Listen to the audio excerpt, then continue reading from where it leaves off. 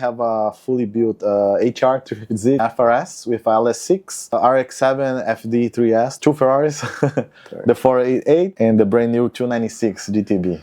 But the best car I ever had, the one that I had the most fun for all the cars. Drip and Drift. Ladies and gentlemen, welcome to the Drip and Drift podcast. My name is Nick, aka Drip and Drift, and today's guest, coming all the way from Brazil, please welcome Alex Barrios. Thanks for joining us today. Thank you very much for inviting me. Yeah, dude. Thanks for being here, dude. It's been a while since we hung out, caught up, chatted. Thank you for the nice introduction. Dude, I try. Yeah. Drifter, supercar owner, business owner, like you do it all, man. So I really love to pick your brain and catch up and everything like that. So getting into cars, were you always into it? In Brazil, yes. You brought it over here. Always. So when did you move over to the States, and how drifting cars start for you? It's interesting that you ask me about this, because since I was a little kid, I always loved cars, and what brought me to US is cars. I saw Fast and Furious. Where is it? US. You know, I saw all those cars, all those people, and we don't have that in Brazil. So I said, you know what? I gotta live this life. You know? Because in Brazil, it's very complicated to buy cars, so much taxes, and they just don't have all the options that we have here in US. Yeah. So that was the main reason, like, I gotta go to US for cars. True. Yeah. So then, I mean, as soon as you started driving, you were into sports cars, fast cars, stuff like that? No, I was a big fan of JDMs. I love them all. And there was always something as well deep in my heart for supercars, especially Ferraris. I was like, big dream, but I was something like so far from me. I wasn't not even dreaming about that much, you know. Yeah. But then I knew it that one day we'll get it, you know. But for now, I want to try all the JDM first, then go to the supercars. I feel it's like a evolution, I guess. Yeah. So how long did that evolution take? Because I guess first let's go over what do you own currently? What are the vehicles in the fleet? Right now, I have from drift car. I have a fully built HR 350Z, just like yours, with Wisefab in the front and everything. Nice. Cage and all the cool stuff, nitros. I got another FRS with LS6, Nissan transmission, Wisefab on the front, Wisefab on the back, BC coilovers, fully built. I got the RX-7 FD3S. That was a big dream. For a while. It's a 1993, right? Yeah. And what else? Two Ferraris, the 488 and the brand new 296 GTB. Dang. Yeah, and a bunch of Teslas and trucks. That doesn't count, right? They count, dude. They count, because I've seen some Teslas now slide around and even race, like do some drag stuff. It's fast, bro. It's fast as hell. It's like fastest thing I ever saw. I got the Plaid right here. Yeah. I drove it. I drove around 60,000 miles. Never did any maintenance, nothing. I just changed tires, that's all. Yeah. And I drive like crazy every single day, and that thing takes a beating. Is it quicker than the Ferraris? A lot. Yeah. Like by a lot. The instant? Like 10,000 times faster, bro. It's like insane fast. So then why have the Ferraris? Because it's just a big dream, you know. But the Ferrari, you got the feeling of the speed, the motor, everything. It's two different experiences. Yeah. But the Plaid, you got the speed. And one thing most people don't know as well is good on curves. Like very fast, very stable. Because the battery brings the center of gravity low. Right. So you can hit very hard on curves and everything. Dang. Yeah, I love it, man. We got to ride, bro. You haven't drove it? No. I've never been on. Let's drive. As soon as it turns off, we're going to drive it. All right. You heard it here. Yeah. So when did you, what was your first drift car? And how did it go from there? So my first drift car was a $300 Nissan 240SX S13. Okay. But that ended up being one of my most expensive cars. Building it up. Man, I'm not proud of this number. I feel very embarrassed. But I spent almost $100K on that car. Oh. I really don't know how. Pro level. You know, it wasn't even that nice. Yeah. I think it's just I bought so many things, like so many mistakes, so many wrong parts, so many I put to the bad mechanic who charged me wrong. It was so many mistakes, you know, that wasn't like a nice car, but I end up spending a lot of money by just trying, learning. But it was a good learning curve. I had a lot of fun. I had a big dream to build my own race car with the parts that I wanted, the way I wanted. And we made it, I owned it for like 10 years. Yeah. Did you ever compete with that one? I think I did just friendly competition at Orlando Kart Center, Monster Drift event. Yeah. More friendly. Not their most recent one. The first one they had? I think the first one. Yeah, the first one. I think December. I think.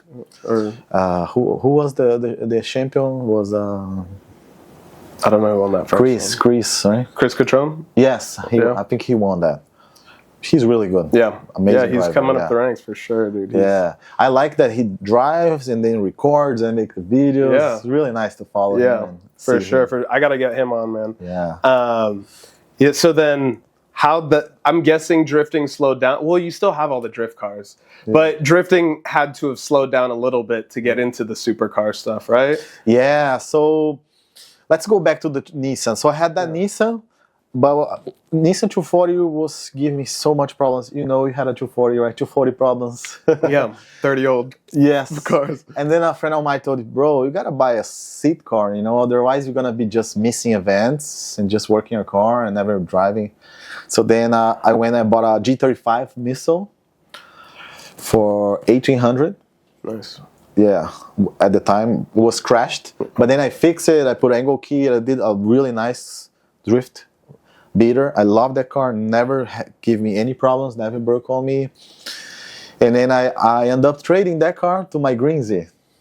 Yeah, because from my friend Nick Witt. He's awesome, amazing person. I love you, man. Thank you very much. And then I put Weissfab on it. Put all the parts. I did so much work on it, and then it was so reliable, bro. I was amazed by that car. I drove like 1 hour and a half to get to the track. I drift on the rain. 5 hours non-stop, hitting rev limiter, banging gears, driving like stolen, and I still drive back another 1 hour home and nothing break. I love the car. It's true. Yeah, it is true. That's why I told you, bro. Buy a Z. I know. Yeah. So I guess backstory on us. When I first got into driving myself, it was around 2020, 2021. You invited me to one of your private days, and that was either my first or second event ever. I still had the S13 coupe, and you told me, you're not a mechanic background. You want to drive, you want to have fun, you need that seat time, get a Z. And 2 or 3 other people were telling me that, and I was like, all right, and then I traded, and I haven't looked back since. It's the same thing. I don't trailer it. I would love to get a trailer. That's why I have the truck, but I drive it to the track, drift all day, drive it home. Hasn't broken on me. Yeah. I believe the Z is one of the few cars you can do it, right? Maybe the Corvette, people are saying? Yeah. Because Chris, the one who brought me that rim, he dailies his Corvette every single day, and he drifts it hard. I would say Corvette, stock E36, as long as you don't mess with the engine, it will be fine. A Z, the G's, with the same as G. What else?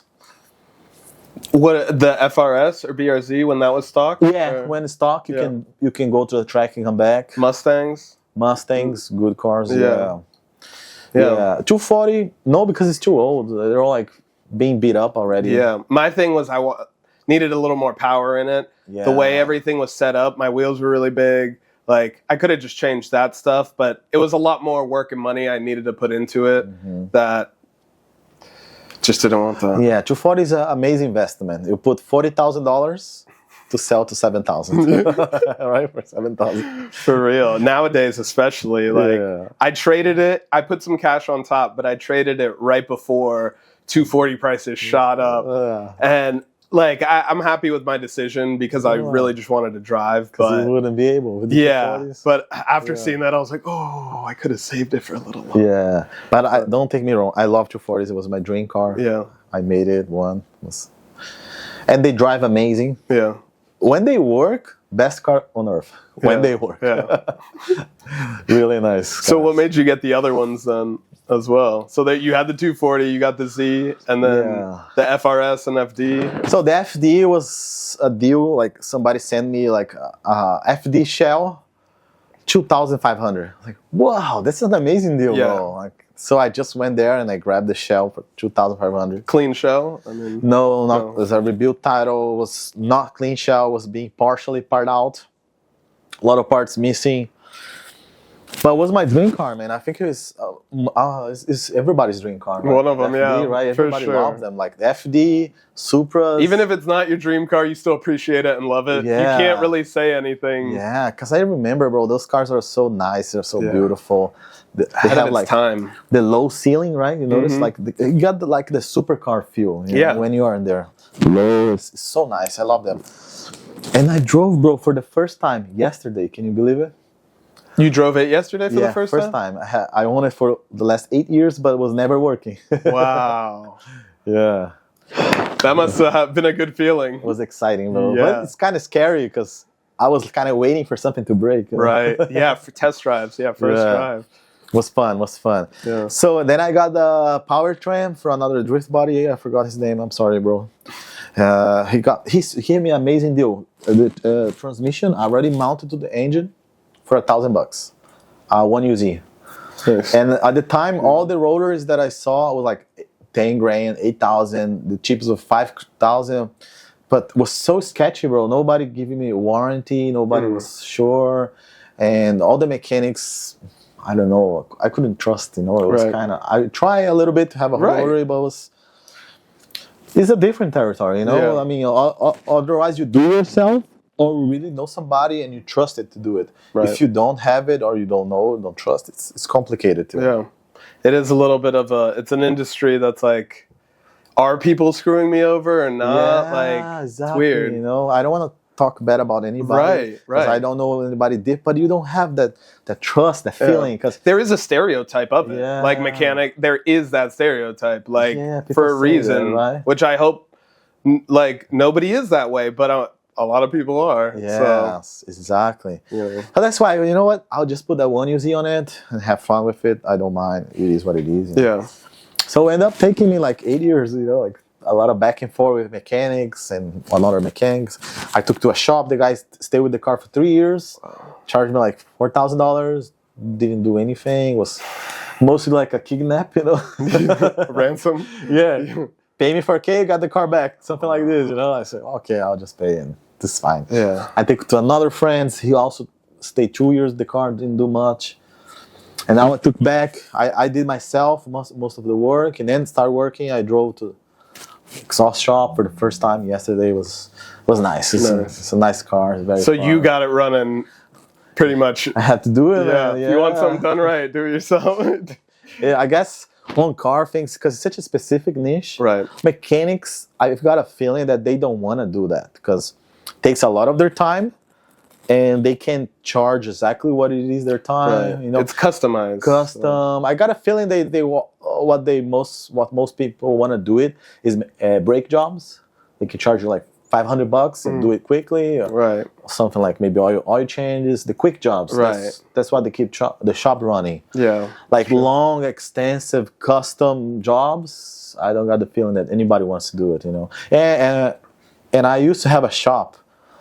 And it's tough, but it's a tough business. Yeah. You don't make much money when you do custom.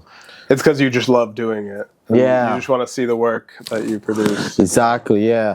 So then, I got that's the story on the RX-7 and the BRZ the same. I found a shell for $1,000, bro. Like what? BRZ shell, $1,000? I can't resist it. These deals you coming across, man. Yeah. I didn't even want it, man. I was like, you know what? I have too many cars, too many problems. I got the business, family. You know? And I couldn't resist. I bought it $1,100. Georgia, clean title. It was a fire. The guy removed the engine, transmission, and I put an LS6 there with the Z32 transmission, 5-speed. Dang. The one that's cheaper than the CD09. Yeah. But it's a lot easier to mount because just by the adapter. And there is an adapter plate for that. Yeah, so I bought the adapter with the transmission for $1,000. The LS6, 3,500. Mounted together, put in the Z. I got the mounter mounts 400. In the Z or the the BRZ. BRZ. Yeah. It's the BRZ FRS. It was a budget build, man. Yeah. Yeah, Diego Rivas sold me the White Fab that was on Ryan Tourist's car. Okay. It's a budget build. I was doing it this morning, putting the White Fab. Yeah. I was having fun. Nice. That's all, yeah.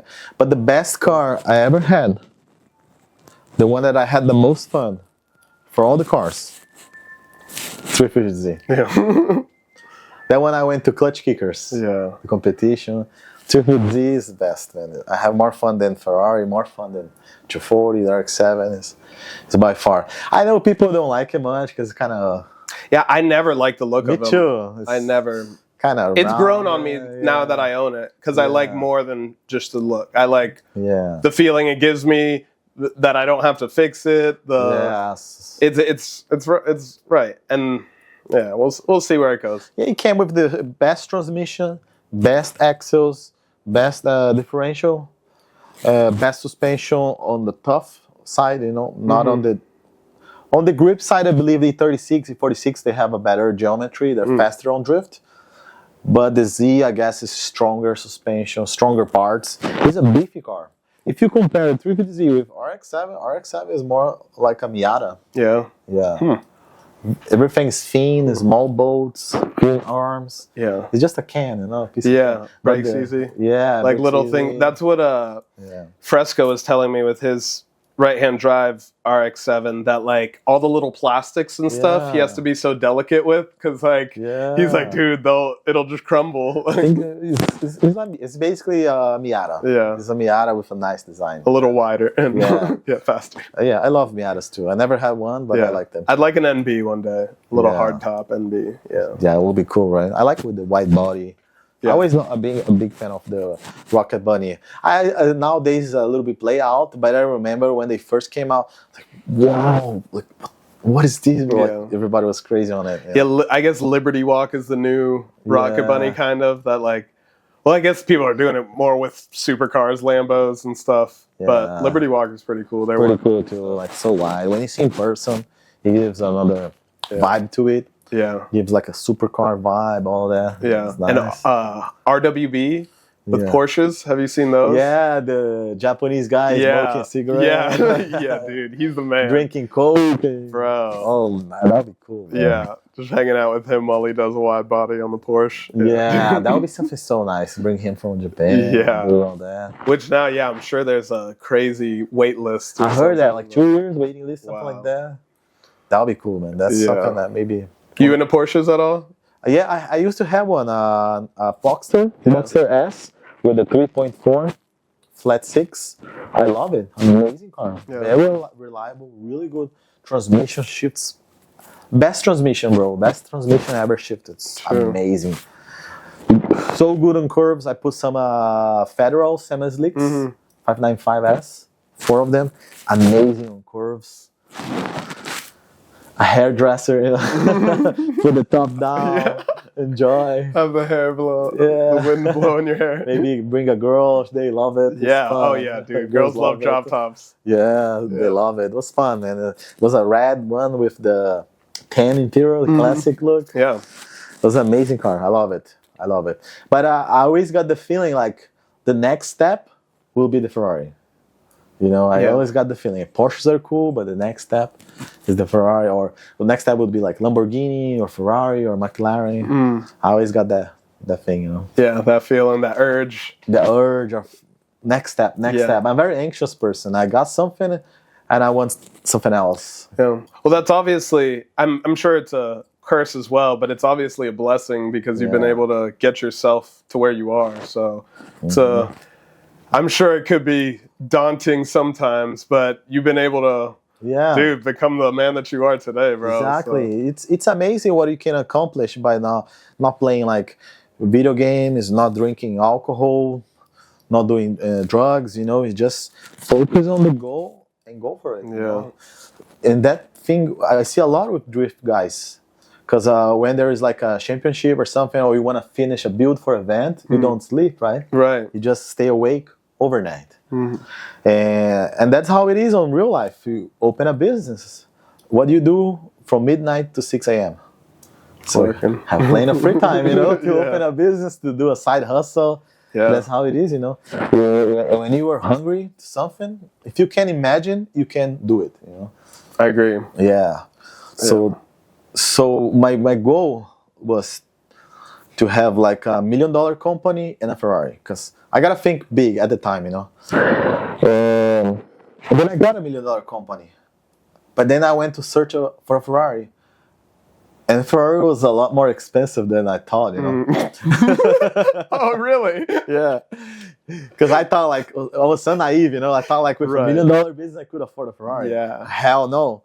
And I saw like a podcast where a Ferrari owner said, "Don't buy a Ferrari, unless you have 10 million of assets." I said, fuck, worked so hard for $1 million. Now I gotta have a 10 million of assets before I have a Ferrari. Yeah. You see, all my life is guided by cars. So cars is like what measure my life, you know. Yeah. 100% car guy. I'm sure a lot of people can. Yeah, can you relate? Feel You that, know, yeah. like, if cars didn't exist, I would be doing something else. I wouldn't maybe even work that much. But all my company, all my business, everything was focused on cars. So I saw the podcast where the guy said 10 million. Okay, shit. And then I type on Google, how to have $10 million of assets, the fastest way. I keep searching, and then come up real estate. Everything is on Google, man. I don't even consider myself a smart guy. You know, I see a lot of people a lot smarter than me.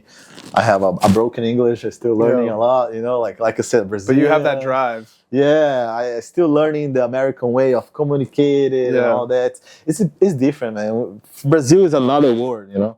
So I even remember like 5 years ago, not much long, the first time I was able to order on Subway without people telling me thousands. What do you mean? What? Oh my God! Finally, I have a good enough English to order a sandwich on Subway. Right. So that's how hard was the struggle, you know.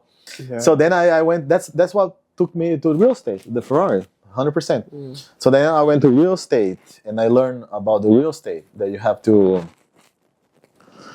how do it, you know, how to do it. And then I Google it. You have to borrow money.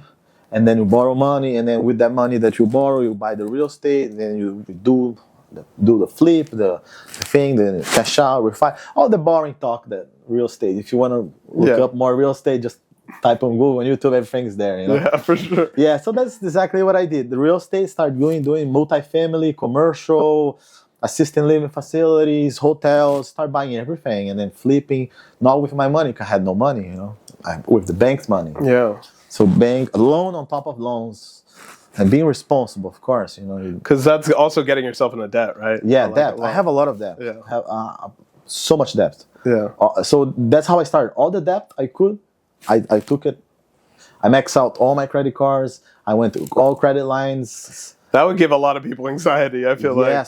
Yes, but I trust the process, you know, because I learned, I searched so much, I knew that would work. Right. If it didn't work, I'll lose it all, you know. Yeah. But I'm always putting myself in that position. Yeah.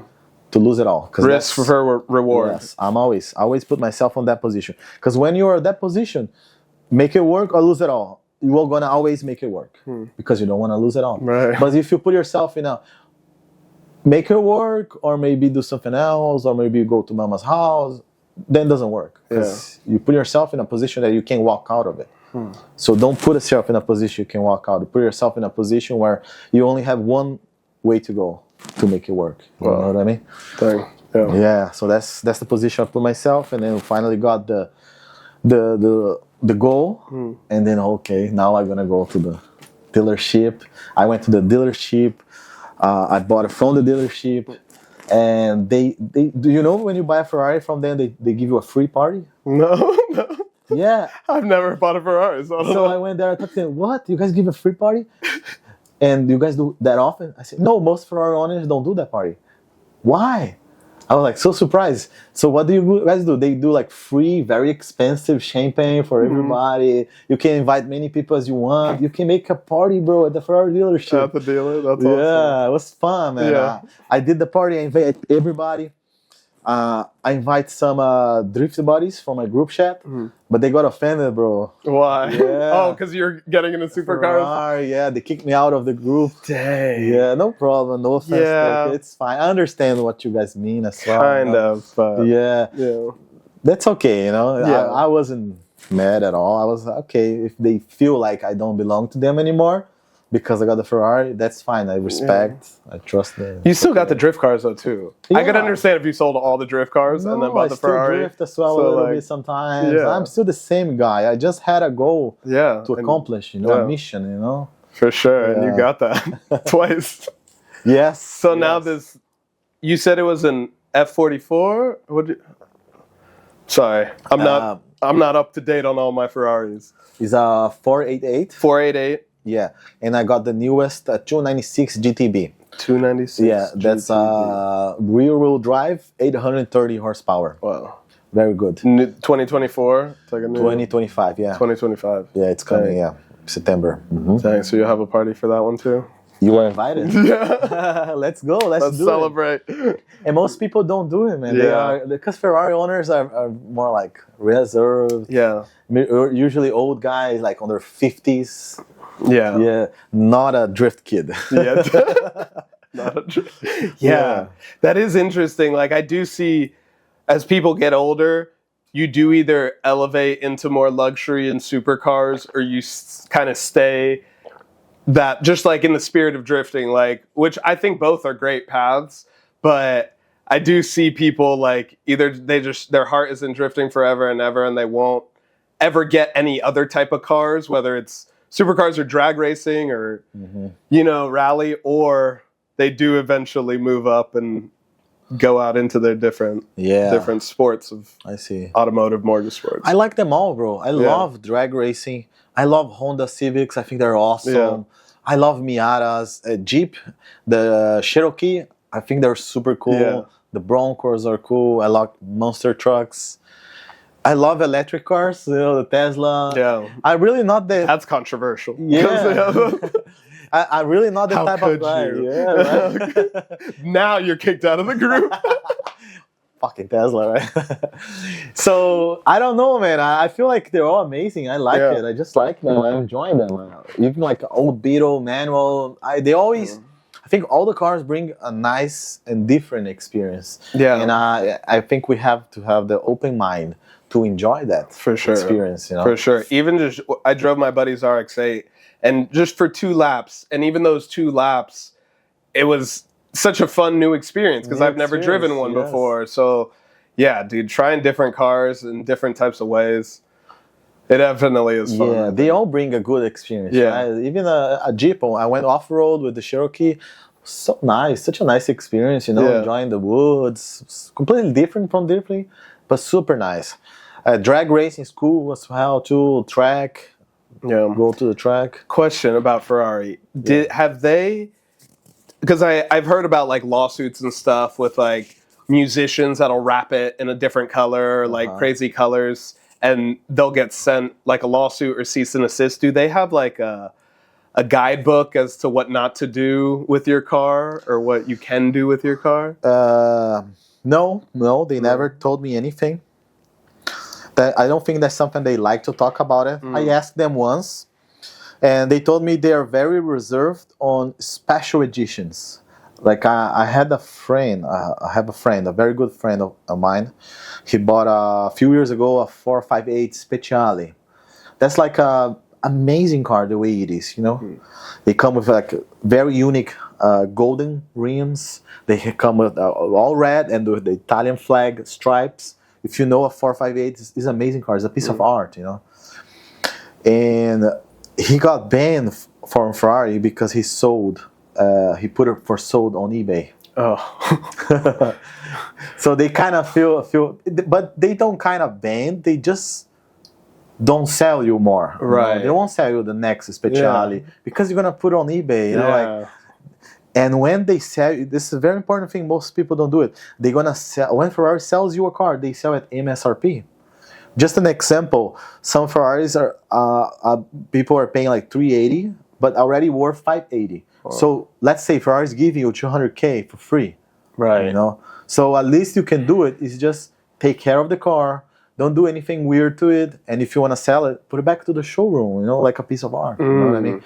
That's something they wanted, like the respect for the cars. You know, you don't want to put like a pink cover on top of something like so unique and special, you know? Right. Then you start to understanding like it's cool to modify, but you gotta modify to be better, Right. not to be worse, you know.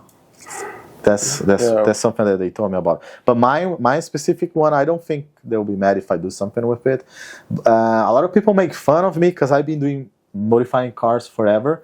But my 488 is 100% stock, untouched, unmolested. The suspension height. A lot of people say, "Oh, why don't you lower it?" You know, because if I lower the Ferrari, I'll have camber, and that car, I've got the feeling that that's a performance car. It's supposed to be guided like 200 miles fast, and I want all the grip. So if I have camber, I'll lose the grip. If I go in a curve, in 100 miles with camber, you know, like I'll mess up all the suspension, geometry of the car. And also the car came with beautiful Ferrari wheels, amazing. Why I would put some Chinese knockoff or even some weird brand there, or even some like sometimes expensive wheels, but they don't have the same performance. Right. You know. Yeah, and if Ferrari made their wheels super cambered, it would be for a reason, but they didn't because for that reason. So you can. Yeah. So if I modified something, I got the feeling that it gotta be for performance, right, to the best. And if you enjoy a Ferrari, a lowered Ferrari, you want just the looks and you want just pictures on Instagram, that's fine. I respect you. Yeah. But that's not me. Yeah. I like the performance. I like to drive really hard and be safe with it. You know. Yeah. So that's why I don't modify. I don't feel like I can improve anything on that car. No. Even people say, "Oh, why don't you do a tune?" Okay, I do a tune, then I'll be making like, let's say 800 horsepower, but I won't be able to put this 100 horsepower in the ground if I keep the same wheels. Right. Right? Doesn't make sense. Because right there, 630 is the limit of the traction. Even at 630, I lose traction all the time. So if I put 830, I don't feel like I will be faster. I'll be just losing traction. Yeah. So then you have to get bigger wheels and tires. Bigger wheels and then how will that affect it? Exactly. And then I'm gonna have to change suspension, and that will be a drag car, you know. Yeah. That won't be like a street car. Right. I feel like it's perfect. I feel like if you want a faster Ferrari, buy another one. That's faster. Yeah. Yeah. Which is what you're doing. Yeah. Yeah. This is exactly what I did. I got the 296, which had 830 horsepower. Dang. So I got that. And one thing that some Ferrari owners don't tell much: when you buy a brand new Ferrari, they sell you at MSRP, and you can make money out of it. Right. Yeah. So like automatically. Yeah. Off the lot, you could like other cars. You drive it off the lot and it depreciates immediately. Yeah. But Ferrari it goes up. Yeah. Always, like everyone that's ever. Yes, because people can't buy a Ferrari brand new. They can't. Most people can't build it. You know, to go there, there is a special room in Ferrari. I can take you there, bro. If you like. Do you like Ferraris? Yeah. Oh yeah. Yeah, I'll take you there. We can sit in a table, super nice. You select the stitches. You select every little detail of the car. You build it. It's like a dream, bro. Like that's when you do like your build. You know? Like you're building a car, you got the feeling, you do it all, you select anything, take notes, and they're gonna build for you. You know?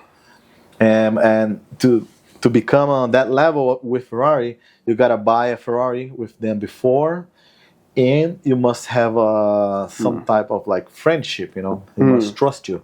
They will give you the opportunity to be on their club and buy a car from them at MSRP price. Right. And it's like a partnership, you know what I mean? Yeah. And it's an investment for you. It's an investment. If you know it's going to go up. Yes. So that's why I don't want to go there, remove it, and pink wrap it, and put on eBay. Yeah. You know, you kind of depreciate the brands. Yeah. You lose all the magic, all the, how can I say, the experience of buying a Ferrari. Yeah. Yeah. I could see that. Yeah. Dang.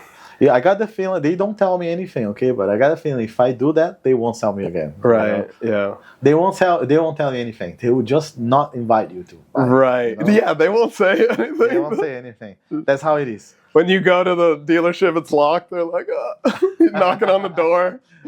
Yeah, usually they don't tell anything. They just be quiet, and that means already not buying anymore. Yeah. Yeah. Dang. Yeah. True that. But it's cool. Every time they invite you to buy something new, you gotta go and do it and buy it because you're gonna make money. Yeah. Wow. Yeah. Dang.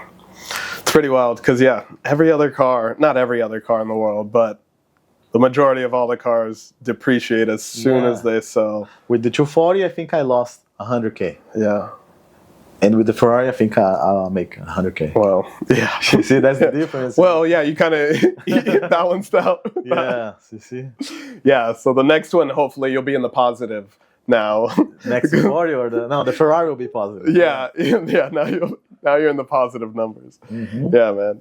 So from drifting to supercars, you've obviously been to a lot of events, met a lot of different kinds of car people. In your experience, are car people pretty much car people, like they just want to have fun and do car stuff? Or do you see drifters wanting certain things as opposed to supercar owners or anything like that? Do you notice? Yeah, so I'm part of a big group of supercars. There was over like 40, 50 supercar owners. We got together. In their house sometimes. We do events. You saw that, right? On really cool people.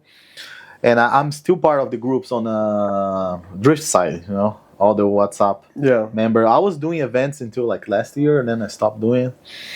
And a lot of people, I still get in touch with a lot of friends from drifting. I love both community, but they're so different, bro. Like nothing similar. Yeah. I feel like drift side there is much more drama on it. It's much more things happen.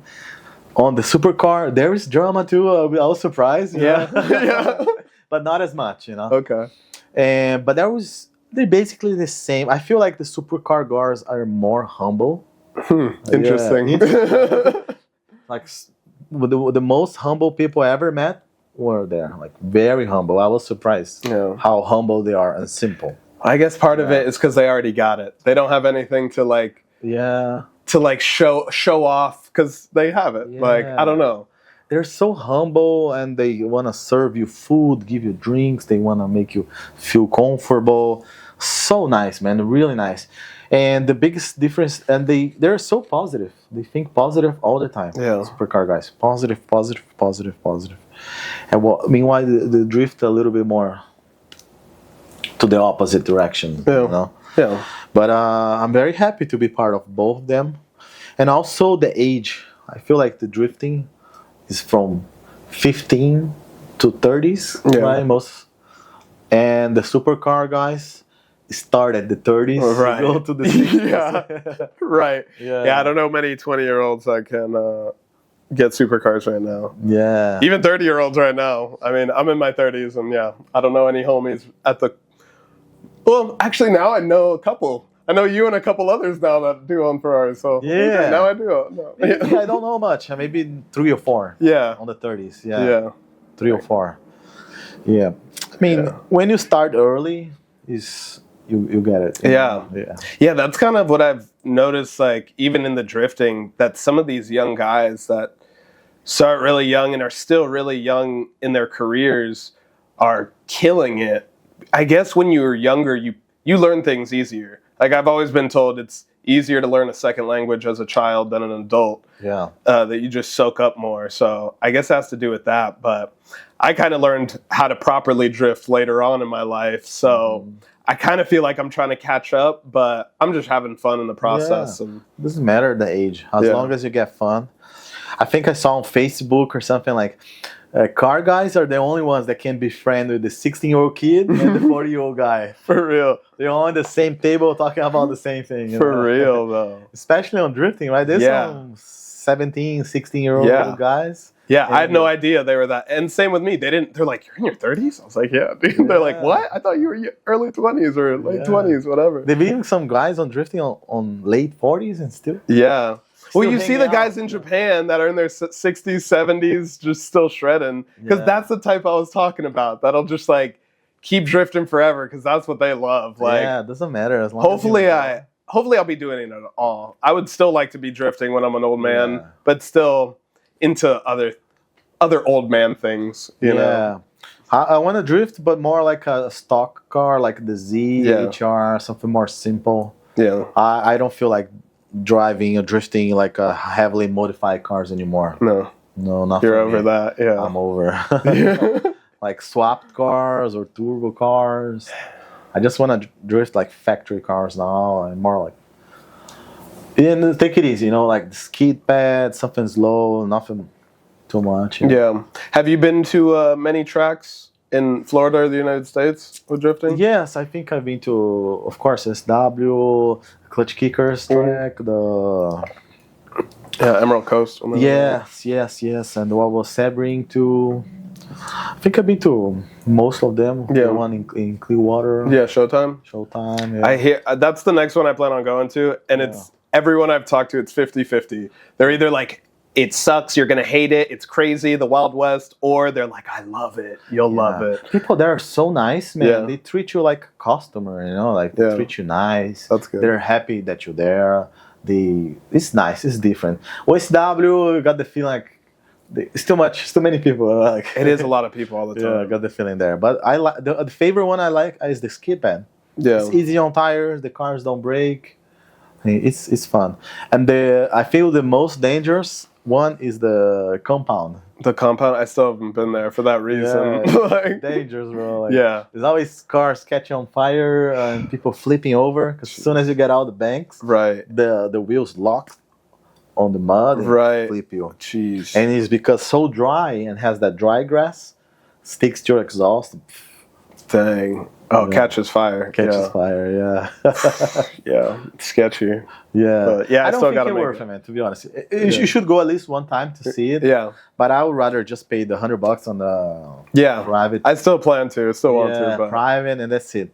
And and also it's far. Got no bathroom, no yeah, you're right. no food. Yeah, no concession stand. Yeah, and I don't know if I can say that, but sometimes it happens like weird things around there. Oh yeah, there's been Yeah. crimes that have happened out there. Yeah. Exactly. Yes. It's just weird. Yeah. Like, A little sketchy. very sketchy. I don't think that's it's worth it. Maybe go there one or Yeah. just to see, to have that experience. Yeah. But that's it. I don't think I would recommend anybody unless you live nearby. It's like 5 minutes from your house, and that's your neighborhood. That's Right. fine, Which it's not. So. Yeah. Yeah. Man. So, are there any events you have planned for the future coming up? So what I want to do is I just want to sell all my drift cars. If anybody wants to buy the BRZ, I'll sell it. The DRX7, I'll sell it. I'll just keep the Z because he's an amazing car. And I might want to build a Super Trofeo Lamborghini. It's a track car, especially for the track. Mm-hmm. It doesn't even have a VIN number, nothing. And it comes with a sequential transmission. Okay. And it does have a clutch. So I want to build this into a drift car. Oh, okay. That would be so cool, right? Dang. Yeah. Yeah, there was we touched on earlier Hyperdrive. There was a Lamborghini on Hyperdrive, Yeah. but I don't think he did very well at all. No, it was all stock. Yeah. And I don't think he was like a amazing driver. Yeah. It's just a regular dude. Yeah. Yeah. Dang. Yeah. But Hyperdrive wasn't much about drifting. No. It was just a bunch of weird things, right? Yeah. Yeah, they had that teeter-totter thing that you had to drive up and then roll down. Yeah. Yeah, there was small parts of drifting for sure. And then but not water throwing your car. Yeah. Kind of like The grinding, where you like grind it on the rail. yeah, like what is this? They tried to come up with something new. Yeah. And I don't think people like much because they never did the second season, right? Correct. It's just But some of those people did do fairly well after. Like we were talking about Diego Higa, Sarah Haro, Sarah, yeah. Fielding Shredder, I think. João Barion too. Yeah. Yeah. He was there. Nice. Yeah, but I guess didn't do so well to bring a second season back. Yeah. But I really admire those guys who went to pro. Because I'm a very good friend with João, Diego, and many other pro drivers. And bro, the amount of effort they put onto it is insane. So much money, so much hours. They sacrifice everything in their lives to be there. I admire them very much. Yeah. But that's not something I would do it. I don't think it's worth it. No. Yeah, not for you. Yeah. Yeah, even for me, like I would love to compete eventually, just to test myself with. I like that competitive feeling, but not. I don't think I'd like that level of competition. So I did clutch kickers with the Z stock with a nitros. I went there just for fun. Yeah. And I don't know how, but just one race I spent like around $5,000 between like diesel, what broke in the car, tires, Airbnb, and food. Yeah. So much money, man. Like, if you think about it, $5,000 you can rent a yacht right, in Miami, bring all your friends, enjoy the life. Wrong. You're not wrong. Or we can go to France, to London. Yeah. And you can make 2 payments of a Ferrari, finance, Right. Yeah. Yeah, that is funny. Me and my girl always talk about things in cars like, oh, look how expensive that is. I'm like, that could be 3 cars right there. Like you could buy 3 shitty cars for that money right there. No, we're not doing that. But yeah, like I always compare money now to cars in that way. But it's true, dude. Like one event can cost quite a bit. Yeah. A lot of money. Yeah. Tires so expensive. And even the pro drivers, they don't have much sponsors. They still pay out of their pockets, most of it. That was one thing that surprised me coming into drifting, was seeing all these guys with sponsors and then kind of finding out that like you're still putting in your own money as well. I thought these guys were like, oh, these people, they must be very rich, like Formula One drivers. Right. And I talked to them, what? You Which pay your some tires, are, you pay everything from your pocket? Yeah. You don't get paid to do this? Right. They don't get paid, they pay to do it. So I don't think it makes sense, I believe they should get paid, but it's the market, maybe right. The market doesn't pay, the sponsors, they don't care much, Yeah. I was always told, look for sponsors that are outside of drifting for like the real money, because those are companies that do have a bigger marketing budget and bigger things to give you money, or the driver money. A lot of the companies in drifting are just trying to support each other and keep the grassroots drifting alive, which is good. It's good, but it's hard for the drivers. Yeah. So it's a lot of money. I don't think it's worth it. There's a lot of other things you can do it with the same money or cheaper. Yeah. That could be a lot of fun, or even more fun. Yeah. Yeah, man. Yeah. Well, so you got the Ferrari coming in 2025. The Lambo is the next goal to build a drift car after that. Awesome, dude. Would be like a show car. Yeah. Because I'm not sure if I want to tandem with a a demo. A demo car. Yeah. Not demo because it's my only car. Right. Demo, Demo could be a But demo. just by yourself, do some show, and then people take pictures of it. Or maybe do some tandems with some people that I trust. Right. I know they won't hit me as much. If they hit, that's fine as well. We just fix it. That's okay. It's not a big deal too, It's part of it. But that's it. That's my goals for drifting. Awesome, man. Yes. Do you have any final thoughts or any questions for me? Anything you want to talk about before we close it out? No, I just want to say that for everybody that's watching us, and if they have a goal of becoming a pro driver, or if they have a goal to buy a supercar or open a company, whatever they dream, I tell them, like, because I hear a lot of from the drift kids especially, that the American dream is over, the economy is bad, and everything's bad. No, it's not true. America is an amazing country. US is amazing. I know it was a lot better before, but it's still amazing. We still have the American dream. If you work really hard in it, you still can make it. You still can be a pro driver. You still can be a real estate. You can do and be whatever you want in US. It's a free country. Please believe in yourself and keep trying. Don't give up, Living proof right here, ladies and gentlemen. It works. Awesome, man. Well, I appreciate you coming out. Thank you very much. Joining us. If you like this episode, give a thumbs up. Drop a comment below. We'll catch you next time, fam. Thank you. Peace.